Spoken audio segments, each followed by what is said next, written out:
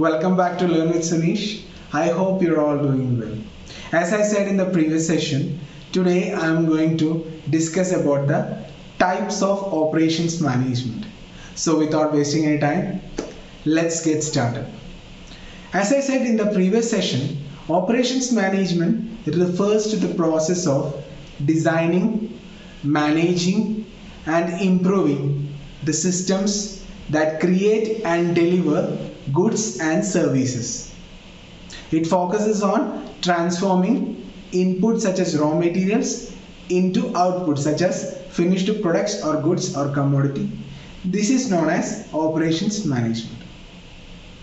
Now let's discuss the types of operations management, and they are: first, manufacturing operations; second, service operations; third, logistics operations, and the fourth and the final type, that is project operations. So let's discuss one by one the types of operations management. So first type, that is manufacturing operations. It means conversion or transformation of input such as raw materials into output such as finished products or goods. This is known as manufacturing operations. Second type, that is service operations. Service operations means providing quality services to the customers, like service quality, goods customers experience and customer satisfaction. So this is known as service operations. Now let's come to the third type, that is logistics operations. It means efficient flow of goods, materials and services from suppliers to the customers.